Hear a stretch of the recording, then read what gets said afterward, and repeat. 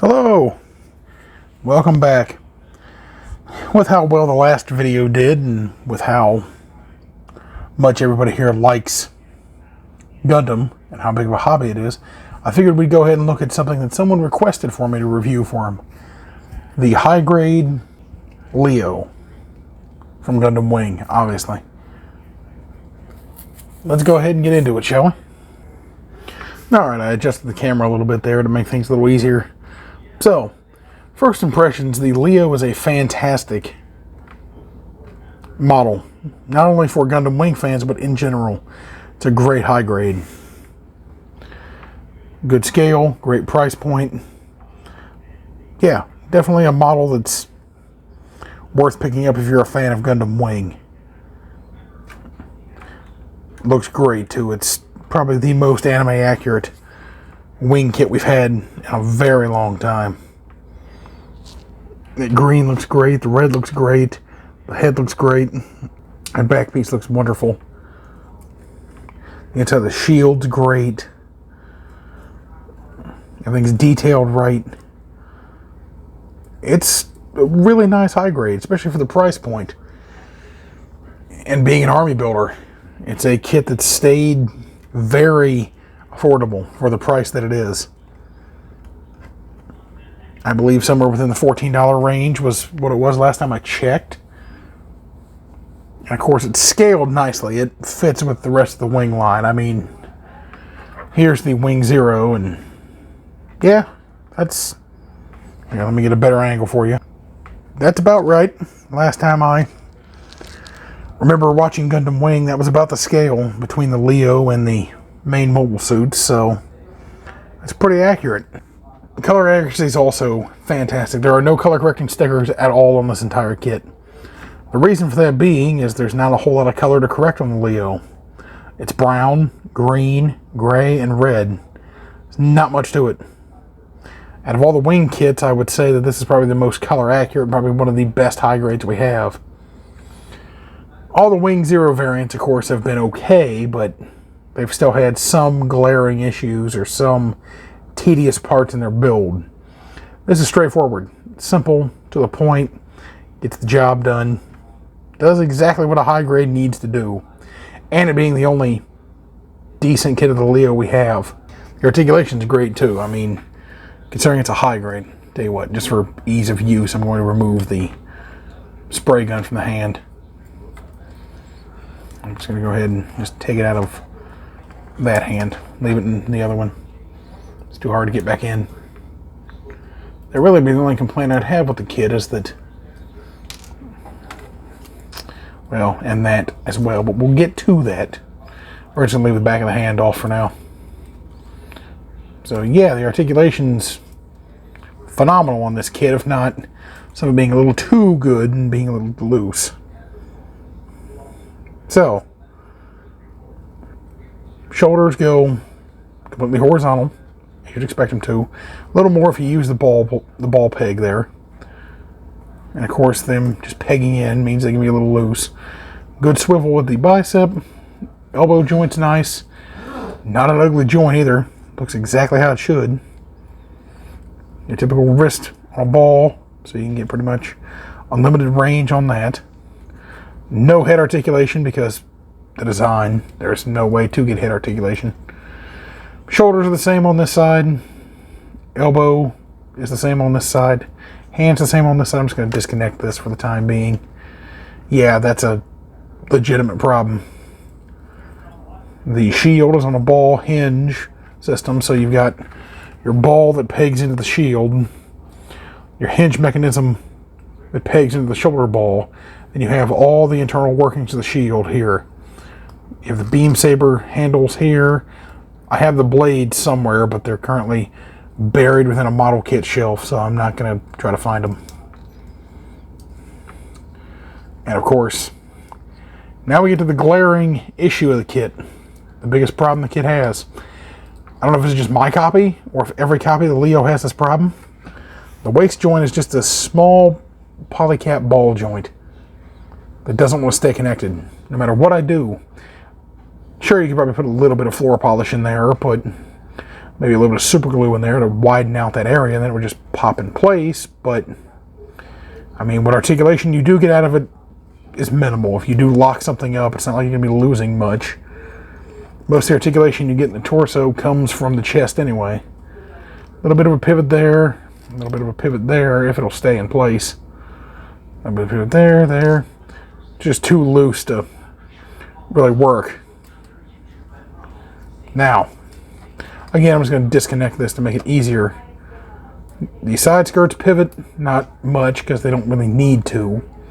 The legs have a weird connection. They're almost like an old non-grade or high grade. They connect with sort of a T-post here, where you just have a straight post and then a part that runs down into the leg, and that's your leg connection. But again, for the design, I don't know what else you could really expect. You get a little bit of back movement. The thruster bells kind of block it a little bit. Quite a bit forward. It's really impressive range forward for a high grade. Also an army builder at that. You have panels that can flip out that you can use for weapon storage, or if you have the space type, is used for other storage like the bazooka and the one of the thruster packs, I believe. And then that just pegs back in place. It's not the easiest to get back in place, but there you go. Not that bad. Cuts the right silhouette it should to be anime accurate. The ankle gets about the same range as any wing kit's going to get. The forward rocker, not bad. Side pivot's okay. Back pivot's okay. I can show you the joint on that too. It's just a polycap ball joint like the torso, but it works better. Just pops into that little square hole there and gets you some good range. This is a piece that's connected to a ball, but should just be a floating piece since it doesn't actually affect anything. Double jointed knee, great. Better than 90. You straighten the leg, you're getting well past the hips. Also showed the knee joint bends with the leg, so this knee armor will bend. Same on the other side too. It's exactly the same. It's identical, but great kit. The only real major problem this kit has is this.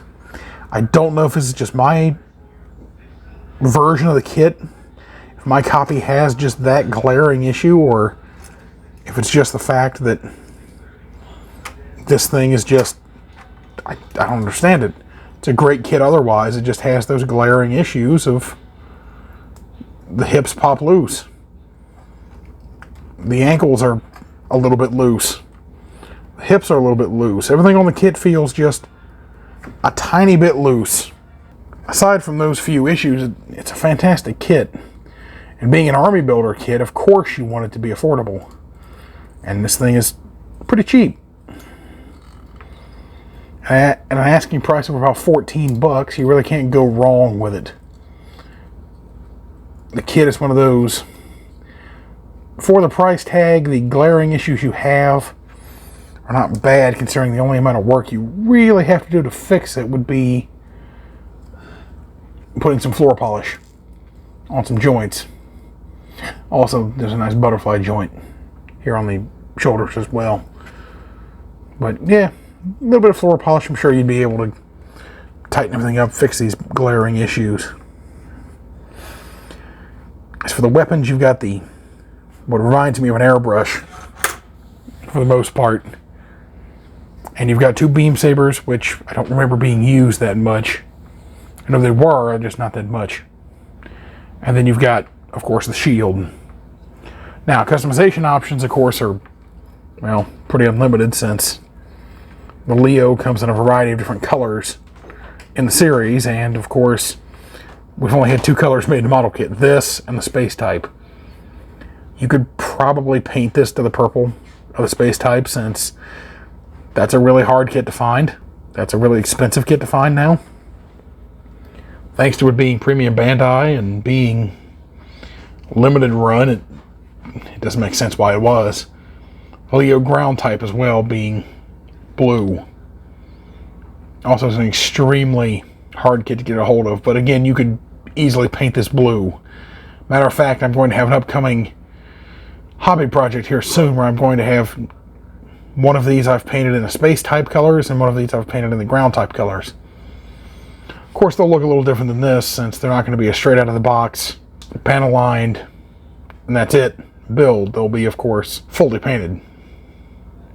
One thing that does hold true to this kit, though, that I really wish other high grades would do, the clear part here on the head, I don't know how well you can see it, there's no sticker behind it, but it just works. And it looks good. You could probably run an LED behind here to get more of the anime accurate look going on, since this whole body's hollow. You could literally probably just run the wire through the port for the action base and run it up through the body and connect it to the head. It wouldn't be hard to do. It would probably only take 20 minutes to wire up. But that depends really on personal preference. Also, the panel here on the back lifts out too for, again, the space type version. Overall, I mean, it's a really good kit. Really, really well done kit. One of those kits that you really can't go wrong with. It's just that good. There's no glaring issues with it, really. It's something that I think that really does need brought up more as one of the better high grades released in the last decade. Now, of course, a couple more cons we have to deal with are the fact that you've got loose parts. The grip on some of the weapons doesn't fit the best. The shield's a little awkward for certain poses. I mean, that's nitpicking if you really want to complain about a floating shield that doesn't do much. It doesn't do much in the show either. The translucent part is good, but I think with a foil seal behind it, or, of course, some color behind it, it might look a little nicer. My overall verdict is, while the kit's a little small, that's due to the nature of the design, not really the kit itself. And the price point, it's by far one of the best modern high grades we have, let alone probably the best wing high grade we have. And of course, the few glaring issues that are there can be fixed easily. The articulation and color accuracy make the kit a lot of fun to mess with. A little tedious if you have the loose joint problem on all the kits. It's a must-have, in my opinion, for a wing fan, or if you just want a good grunt suit. It's just really the best way to do it. Now, of course, if you don't like the military green, as I stated, there's a lot of options you can go with, even in Canon. And since the kit's pretty much modular, there's not a lot of difficulty painting this. It's a cakewalk for the most part. You could probably build and paint the whole kit up to display quality in a whole day. It's not that bad. Very much a near perfect grunt suit. Close to being a near perfect high grade if there wasn't that glaring issue with the hips and some of the loose parts. Other than that, phenomenal kit. Really can't go wrong with it. I would highly recommend, though, take advantage of like Hobby Lobby's 40% off sale. If you're going to buy one of these, get a couple of them. My Hobby Lobby had a couple of them last time I was there. They're the ones I'm going to be buying for an upcoming project if they still got them there. Because, I mean, if you can get this kit for like $8 a piece, you might as well do it. I say that now, and knowing Hobby Lobby, they've probably uppriced the kit to like $20, but still, get it for 40% off. You're not going to be able to have any problem with it. It's a awesome kit, and the cheaper you can get it, the better. Get multiple too. I highly recommend you have more than one on your shelf. By the end of my project count of this month, I'll have probably 3 of these on my shelf, which is good. You'll have a friend finally in 4 years. But hopefully you guys like it. The next video I'll be reviewing either the high grade wing you saw in this video, or I'll be reviewing the Strike Rouge high grade. Soon I'll be reviewing the Master Grade Eclipse Gundam. The only reason they got pushed back is because there's a lot to that kit. More than I expected there to be with that kit. Hopefully you guys enjoyed it. Let me know in the comments. Hopefully you like the new lighting scheme. This may become a permanent thing. And I'll see you guys in the next one.